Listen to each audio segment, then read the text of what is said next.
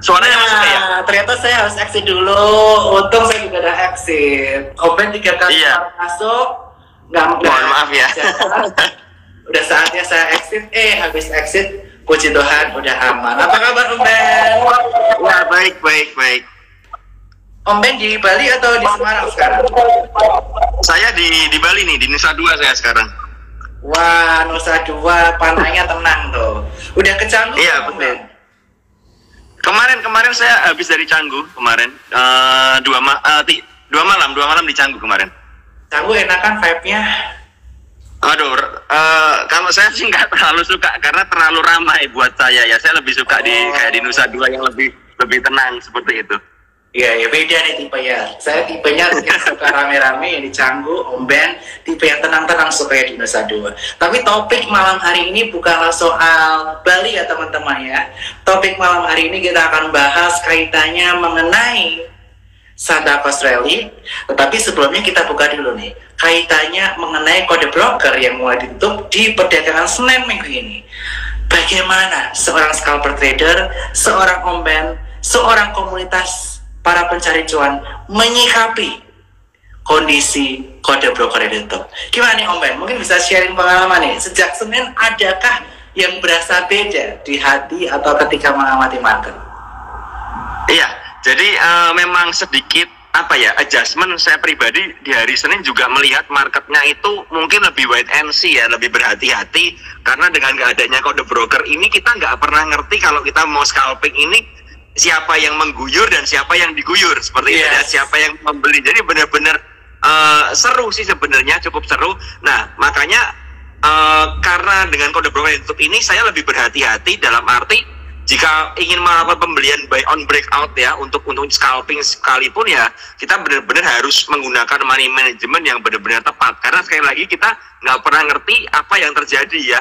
Misalnya siapa yang membeli ketika breakout itu juga kita nggak ngerti dan siapa yang mengguyur juga kita nggak pernah ngerti. Makanya saya pribadi lebih lebih berhati-hati dan saya pribadi sudah mulai mengoptimalkan menggunakan technical analysis dan volume ya, price action seperti itu sehingga ketika kita mengetahui di mana support dan resist, di mana titik demand yang aman seperti itu ya. Jadi kemungkinan keguyur itu sangat kecil sekali dibandingkan kalau kita FOMO, kita asal mengejar ya seperti itu, kita rawan sekali kena guyuran. Makanya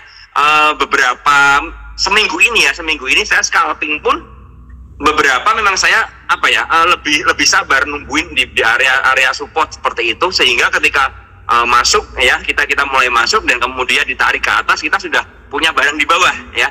At least kita aman kalau ada guyuran sekalipun dan saya merasa tekanan jualnya tinggi ya saya bisa buang dan tetap masih profit ya. Tapi kalau memang masih bagus, trennya masih bagus sekali ya saya juga berani nge-hold. Jadi memang ada sedikit perubahan strategi tapi ini mengasihkan, menurut saya ini cukup asik juga di mana kita itu harus pintar-pintar untuk beradaptasi di market ya. Dan kita lihat juga sepertinya hari ini juga sudah mulai ramai ya saham-saham gorengan.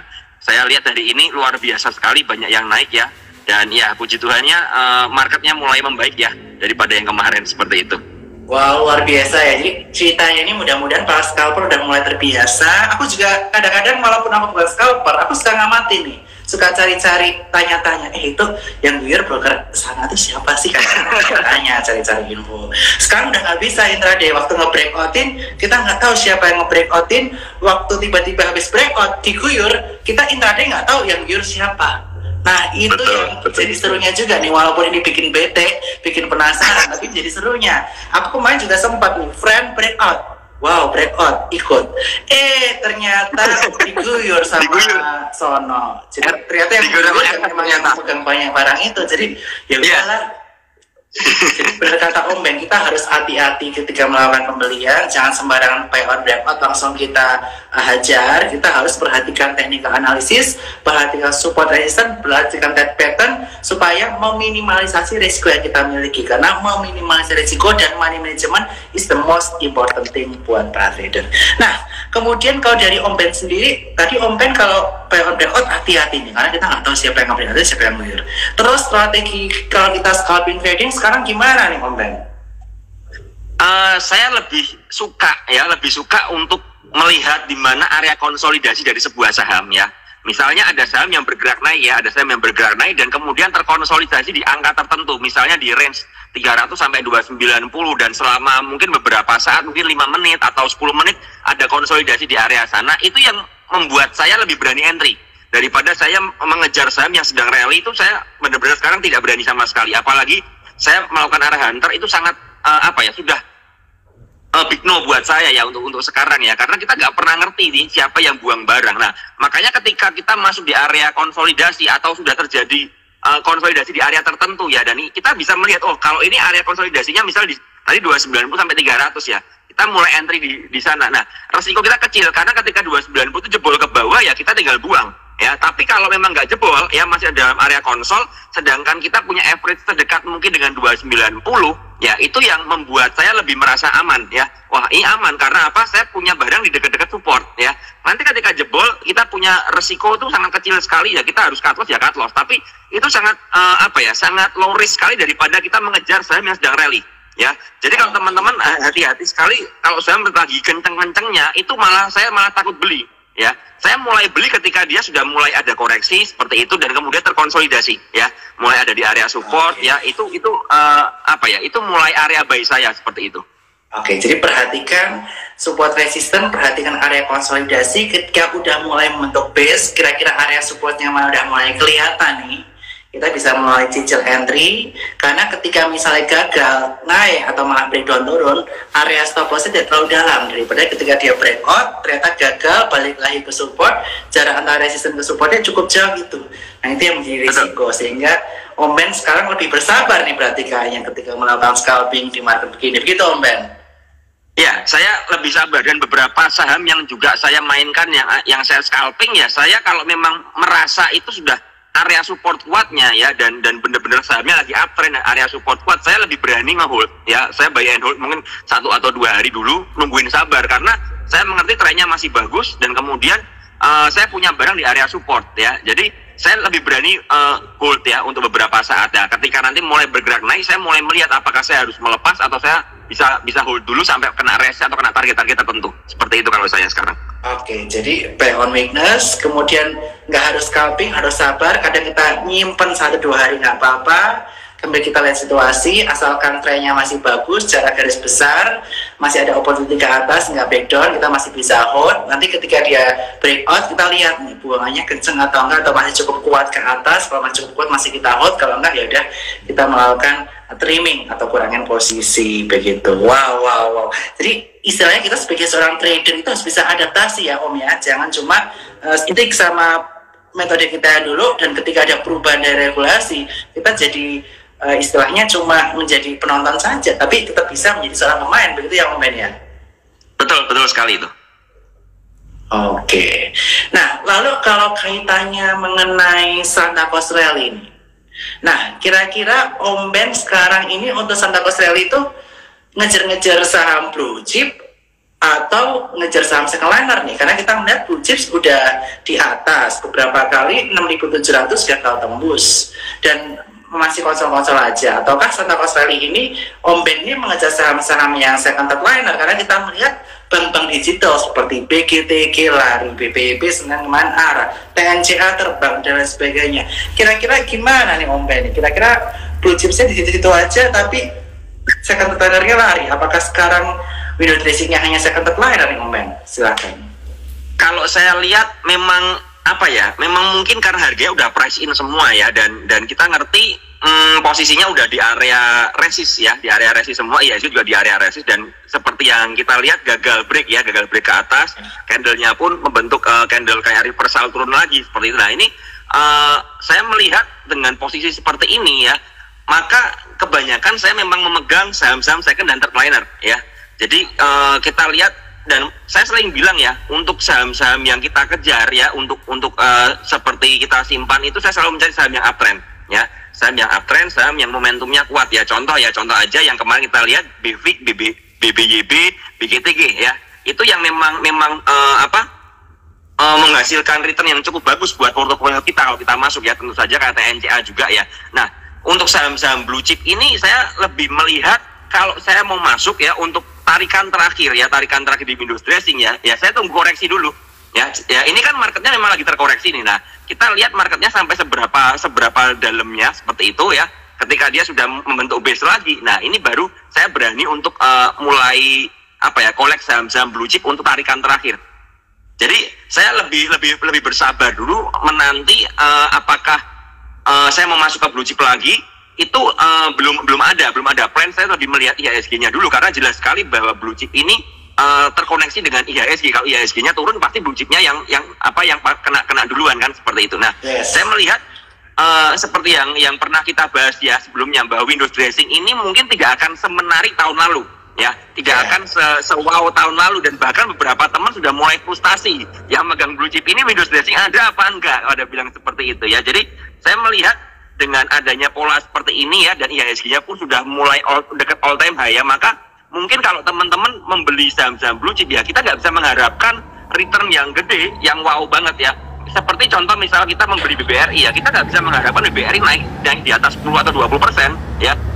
BBRI bisa balik 44, 45 itu sudah menurut saya sudah bagus banget ya, sudah bagus banget dengan posisi sekarang. Dan saya melihat dengan seperti ini, sepertinya nanti ketika Windows dressing terjadi, saham yang akan dinaikkan merata. Jadi IHSG-nya ini tidak melulu ditarik dengan perbankan aja, tapi mungkin beberapa saham yang punya market besar akan ditarik bersama-sama sehingga IHSG-nya tetap naik ya. Tapi yang tadi saya bilang, mungkin kenaikan per sahamnya itu nggak setinggi dari tahun lalu ya, kalau saya melihat seperti itu. Dan mungkin terjadi kenaikan rally-nya itu mungkin setelah tanggal 20-an ya. Setelah tanggal 20-an saya perkirakan marketnya akan sedikit membaik, dan Santa Claus lagi akan terjadi di minggu ketiga ya, start minggu ketiga itu. Oke, jadi kita perhatikan ya teman-teman, minggu ketiga starting 20-an berpotensi saham-saham blue chips dan saham-saham lain juga ikut rally untuk window dressing. Tapi sekali lagi perhatikan, Santa Claus-nya nggak sebaik tahun lalu teman-teman. Santa Claus-nya tahun ini agak pelit-pelit dikit. Tahun lalu kita udah dikasih cuan banyak, tahun ini agak hemat ya Santa Claus-nya ya. Jadi teman-teman perhatikan, cuannya nggak akan sekencang tahun lalu kalau saham blue chips. Tapi kalau untuk saham second liner ada potensi cukup bagus. Tapi yang tadi kata Om Ben sampaikan, perhatikan saham-saham yang lagi uptrend, perhatikan tiap piece di area-area uptrendnya. Nanti teman-teman bisa lakukan pembelian bertahap, dan teman-teman nanti bisa menikmati profitnya di saham-saham second liner. Nah, sebelum kita bahas nih kaitannya mengenai saham-sahamnya apa, aku pengen tanya nih, kalau sektor yang menurut Om Ben, baik blue chip maupun bukan blue chip, yang masih menarik kita lirik dan upside-nya lumayan untuk window dressing, apa nih Om Ben? Silahkan. Kalau saya lihat sekarang sepertinya memang yang kembali ya, ternyata perbankan yang memegang peranan ya. Tapi di bank digital ya, bank mini ya, bank kecil yang ditarik duluan ya, seperti itu. Mungkin untuk upside yang ke depan kita lihat masih ada itu di saham-saham teknologi ya, saham-saham tech itu mulai bangkit seperti MTech dan kawan-kawan itu mulai menarik lagi ya, dan mulai terbentuk pola reversal lagi ya. Dan ini layak kita cermati ya. Jadi akumnya juga udah mulai bagus ya. Seperti kita lihat juga Bukalapak sepertinya juga sudah mulai diakumulasi lagi ya, diakumulasi ulang oleh asing seperti itu, untuk mungkin ya yang tadi saya bilang ya, Bukalapak punya market yang cukup besar juga. Kalau Bukalapaknya juga ditarik ke atas, otomatis IHSG juga bakal bisa naik ya, bisa bentuk all time high. Jadi menurut saya kita bisa cermati saham-saham yang teknologi atau saham-saham yang kalau sepertinya properti konstruksi saya lihat tidak terlalu wow banget ya, trennya juga belum bagus ya. Jadi paling ya mungkin perbankan dan saham-saham teknologi yang menurut saya masih ada potensi besar ya, seperti itu. Untuk komoditas saya lihat nggak terlalu bagus juga ya, nggak terlalu bagus ternyata. Untuk saham-saham kayak batu bara, kayak minyak juga nggak terlalu oke banget ya. Cuman ya yang tadi saya lihat, mungkin sektor-sektor yang second liner seperti saham ESA dan kawan-kawan ini menarik kita lihat. Kembali lagi ya, ketika trennya jelas dan bergerak uptrend, ini yang kita incar ya, Jadi mungkin kalau kita ngomong secara sektoral agak susah karena sahamnya juga tidak merata kenaikannya. Cuman kita harus bisa melihat di mana saham-saham yang masih punya kekuatan uptrend dan punya akumulasi ya. Jadi teman-teman kan setiap market selesai kita bisa ngecek ya, siapa beli siapa jual seperti itu. Nah, kita bisa lihat bahwa ketika ada broker-broker besar yang lagi ngumpulin barang ya secara masif, nah ini kita bisa pantau sahamnya ya, apalagi kalau sahamnya sedang bergerak uptrend ya. sedang bergerak uptrend tapi memasuki masa konsolidasi ya, sideways sedikit ya, atau ada koreksi-koreksi minor lah, ini kita bisa manfaatkan untuk mulai cicil beli lagi, seperti itu kalau saya. Oke, jadi kita bisa perhatikan tadi sektor perbankan, nanti kita tanya nih saham favoritnya apa, kemudian ada sektor teknologi, dan jangan lupa tadi ada saham-saham second liner yang uptrend yang cukup kuat, salah satunya adalah ESA, tadi sampaikan Om Ben, ini juga cukup menarik, baik untuk scalping ataupun swing ya Om Ben ya, ESA-nya untuk swing juga enak banget, dia baru breakout, dan ya, dengan volume dan dia tertahan di area breakout-nya, begitu. Nah, Om Ben, kita bahas dulu nih ke yang blue chip dulu buat teman-teman sekalian, dan habis itu yang second liner.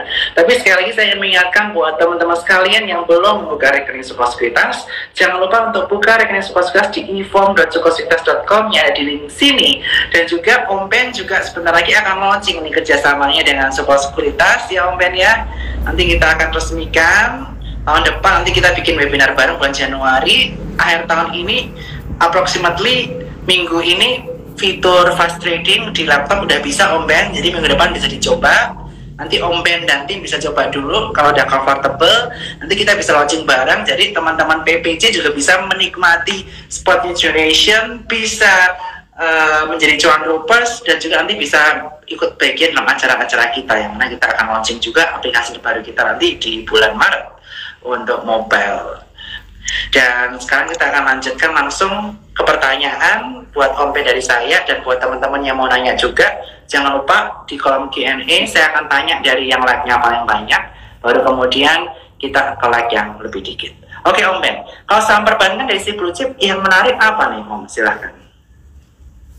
Saham perbankan dari sisi blue chip menurut saya, sebentar saya coba cek chartnya sekalian. Saya rasa seperti BBRI ini masih menarik ya, kalau teman-teman suka, masih menarik ketika dia mulai menguji area 4080 sampai 4100 ya, area sekitar segitu itu masih menarik ya, karena kita lihat tetap ini blue chip ini, BBRI ini salah satu favorit ya, pasti salah satu favorit saya karena pergerakannya juga cukup bagus ya. Cuman memang dengan adanya dengan adanya konsolidasi seperti ini, kita harus berhati-hati untuk entry-nya ya. Kalau kita entry-nya ketinggian ya bahaya. Lalu untuk perbankan lagi yang saya lihat masih oke ini BBNI ya. BBNI ini masih cukup oke, cuman BBNI pergerakannya agak sedikit liar ya, agak sedikit liar dibandingkan BBRI ya. Jadi saya untuk perbankan lebih memilih dua saham itu, BBRI dan BBNI ya, untuk blue chip-nya seperti itu. Kalau untuk perbankan-perbankan yang second liner seperti BRIS dan lain sebagainya, itu menarik nggak yang non digital? Kalau BRIS saya enggak ya. BRIS ini sudah breakdown ya kemarin ya, breakdown dari 2000-nya. Saya lihat ini juga belum ada perbaikan trennya juga. Jadi saya belum melirik ke arah BRIS ya, seperti itu. Daripada BRIS saya lebih memilih ke agro ya, ke agro. Yang digital apa aja nih selain agro? Dan kenapa? Selain agro, kalau memang yang lain ya tetap yang paling oke menurut saya sekarang adalah BGTG sama BIFIK ya. Dua itu menurut saya ini oke banget ya, momentumnya oke banget. Nah ini kan sekarang kayak kita lihat BIFIK ini kan masih menguji nih, masih konsolidasi, menguji area resist dan area supportnya ya, dia masih berada dalam range yang lebar. Nah ini kita lihat, kita bisa pantau beberapa hari ke depan karena volumenya juga masih bagus banget ya, masih bagus banget. Jadi BIFIK saya lebih suka ya daripada, kalau BGTG sepertinya sudah mulai melemah momentumnya dan kena area resist kuat juga ya di area 344 ya, 345 346. Kalau memang bisa break baru menarik lagi, tapi kalau nggak bisa break dia bakal cari support lagi. Jadi dibandingkan BGTG saya lebih prefer ke BIFIK-nya dulu ya, lebih prefer ke BIFIK. Kalau untuk bank digital seperti itu sih saya. Jadi tadi BRIS yang menarik, lebih menarik agro. Kalau selain agro tadi ada BGTG, BIFIK, tapi BGTG udah kena resist ya tadi, jadi lebih better BIFIK. Nah, kemudian area-area yang bisa diperhatikan mana nih Om Ben, yang untuk tadi BIFIK dan juga untuk agro, untuk kita entry maupun untuk resisten-resistennya yang bisa kita perhatikan? Kalau BIFIK ini lebih aman ya, kalau memang dikasih itu lebih aman, kita coba entry di area 242 sampai 236 ya, itu area amannya. Cuman nggak ngerti ya, karena begini, saham yang bergerak super uptrend ini ya, kayak BEFIK ini momentumnya sangat gila seperti ini, hampir gak dikasih koreksi biasanya, biasanya kalau saya masih mau kejar saham seperti ini, yang saya lakukan adalah saya mencoba untuk beli bertahap ya. Misalnya sekarang di harga 258, oke lah, saya kalau ada koreksi ke 250-an saya akan beli sekitar 10-20% porsi ya, seperti itu. Nah kemudian baru kita mencari di area support kuatnya. Nanti seandainya nggak diambil di bawah dan dia digas ke atas ya, kita melakukan average up seperti itu, karena ya kita ngerti ini sahamnya bergerak, momentumnya kuat banget dan volumenya ini masih kencengnya sampai hari ini ya. Jadi selama seminggu terakhir ini volumenya sangat bagus sekali. Nah ini agak susah memang, momentumnya kuat banget dan volumenya ini masih kencengnya sampai hari ini ya. Jadi selama seminggu terakhir ini volumenya sangat bagus sekali. Nah ini agak susah memang entry-nya ketika sahamnya seperti, tapi ya biasanya strategi saya kalau saham seperti ini ya saya harga dulu mungkin 10-20%, sisanya saya cari area supportnya ya. Kenapa 20%? Karena ya kita lihat, karena sahamnya ini bergerak rally seperti ini, kadang-kadang ngantri nggak dikasih ya, kita ngantri nggak dikasih, makanya strateginya ya angka sebagian kecil aja, mungkin 20% aja maksimal, sisanya yang 80% kita cari di area-area supportnya. Kalau saya seperti itu. Oke, dan sekali lagi semuanya disclaimer ya teman-teman semuanya. Tiap orang memiliki trading style berbeda-beda. Ada scalper, ada swing trading, kemudian ada investor, kemudian juga ada yang berbeda juga stock universe-nya. Ada yang bisanya menang beresiko rendah, biasanya mereka blue chips. Terus ada yang suka yang lebih high beta atau high volatility, second third liner. Jadi kembali lagi teman-teman, risk profile teman-teman pahami, perhatikan risiko masing-masing. Disiplin untuk stop loss. Kalau salah posisi, stop loss itu bukan berarti kiamat, tapi itu mengamankan resiko kita, mengamankan modal kita. Sehingga sekali lagi buat teman-teman, tadi thank you yang buat ingetin disclaimer. Hari ini saya juga kasih disclaimer pada malam hari ini. Dan saya juga boleh nambahin ya Om Ben ya. Jadi besok kita juga ada talk show nih Om Ben nih buat teman-teman sekalian, dengan salah satu CEO dari bank digital yang hari ini sempat ARB, tapi malah waktu ARB itu diburu barangnya hingga akhirnya closingnya hijau, yaitu BBB atau Bank Neo Commerce, yang mana kita melihat usernya merupakan bank digital dengan user terbanyak, yaitu 12,6 juta, dan kemudian kita melihat bahwa sekuritas pun menargetkan di harga 4.340. Jadi untuk BBB buat teman-teman yang pengen lihat bank digital lainnya bisa perhatikan besok. Nah, lalu Om Ben, kita mau nanya juga, tadi Om Ben menyebutkan sektor teknologi. Nah, teknologi yang menarik untuk diperhatikan apa Om Ben? Saya tertarik sama MTech ya, MTech ini kalau dari saya lihat, kalau sampai bisa menguji ke arah 2100 dan memang mantul, itu area buy yang sangat bagus sekali menurut saya ya. Dan cukup loris ya, antara 2000 sampai 2000 lah kita let's say di area tersebut. MTech ini akumulasinya bagus ya, asing masih terus ngumpulin terus.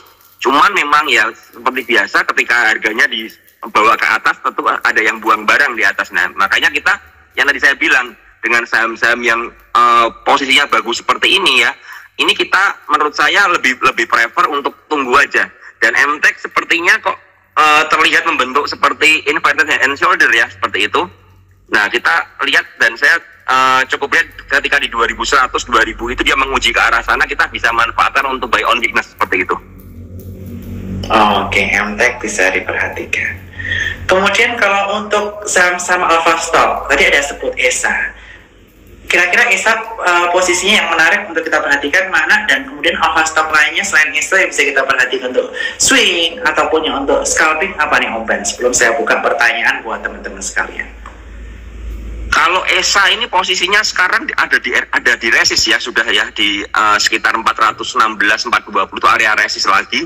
Jadi hati-hati ya kalau ngejar, dan kita lihat memang selama 4 hari terakhir ini ESA ini rally ya, hijau terus candlenya ya, naik 6%, kemudian 3%, 3%, 1% seperti itu. Dan menurut saya kalau ESA ini lebih enak ya, kembali ketika udah sahamnya 4 hari berturut-turut rally seperti ini, dia harus membentuk konsolidasi, kita cari aja area entry-nya. Kalau saya lihat area entry-nya enaknya memang di area 400 sampai 390, itu area enaknya ya. Kita bisa melakukan buy on weakness di sana, nyicil di sana ya, sampai ya 380 mentok-mentoknya lah kalau saya lihat seperti itu.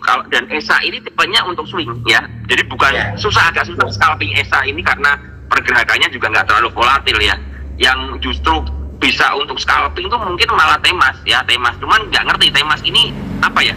Temas ini saham yang cukup unik menurut saya karena selama dia rally ini nggak pernah cukup tebel bid overnya ya, bener-bener tipis dan bener-bener apa ya, sangat volatil ya. Jadi ini kita kembali lagi ya, kalau kita mau scalping tentu saja kita mencari saham yang volatil. Tapi sekali lagi disclaimer on ya, Temas ini sudah arah ya, sudah arah, dan kita nggak ngerti apakah Temas besok kena suspend atau enggak karena memang sudah pernah suspend sekali ya Temas ya. Dan ini memang terus ditarik ke atas secara gila-gilaan. Nah ini salah satu stok yang kita bisa manfaatkan untuk scalping ya, untuk Temas ini ya. Juga kalau ngomong soal perkapalan ya, sebenarnya ada satu saham yang benar-benar mungkin teman-teman nggak memperhatikan ya, itu PSSI. Ya PSSI ini kalau teman-teman buka chartnya dari Agustus sampai sekarang itu benar-benar kalau teman-teman pakai MA10 aja ya, itu chartnya selalu di atas MA10 ya. Dia naiknya perlahan ya, dari saya lihat dari 9 Agustus ini di harga 250, sekarang udah di 430 ya.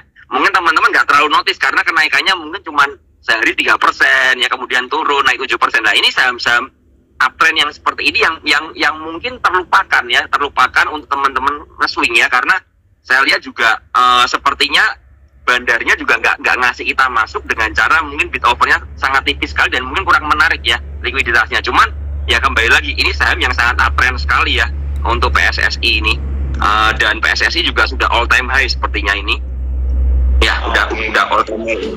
PSSI ini juga menarik ya. Tadi ada Temas, PSSI, ini yang untuk scalping. Tadi S1 enaknya untuk swing, tapi perhatikan bid over tipis, dan sekali lagi risiko diperhatikan, money management.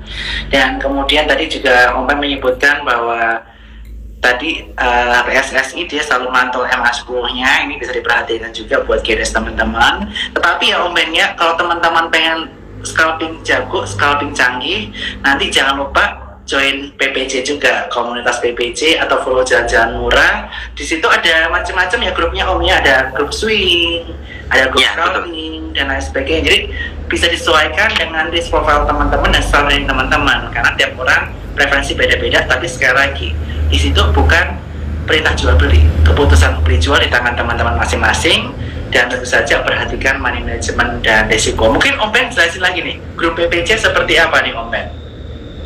Ya, kita di PPC ini sebenarnya fokus kita tuh bukan cuma ngasih stock pick buat teman-teman ya, tapi saya sendiri lebih ingin teman-teman belajar dari stock pick yang kita kasih seperti itu sebagai apa ya, sebagai contoh ya, atau materi aja yang bisa teman-teman olah untuk teman-teman belajar psikologis dan kedisiplinan ya. Karena jelas sekali kalau seperti biasa ya, biasanya teman-teman ini kalau ada stock pick ya langsung dihakal semuanya rame-rame ya, langsung pokoknya hajar kanan aja, hajar kanan. Nah ini yang membuat kebanyakan orang FOMO dan akhirnya nyangkut. Makanya saya di BPC ini ingin teman-teman bisa memahami yang namanya trading plan dengan contoh ya, contoh kasus dengan saham. Misal hari ini ya, ini contoh aja teman-teman, ini bukan stock pick untuk besok ya, contoh aja hari ini saya ada rekom KOBX seperti itu ya, KOBX, dan memang saya lihat KOBX ini volumenya bagus dan lain sebagainya, tapi memang area beli kita ini ada jenjangnya. Nah di sini kalau saya tuh ingin teman-teman di sini dengan contoh apa ya, trading plan seperti ini, teman-teman nggak cuma langsung telan mentah-mentah, tapi teman-teman mulai belajar, oh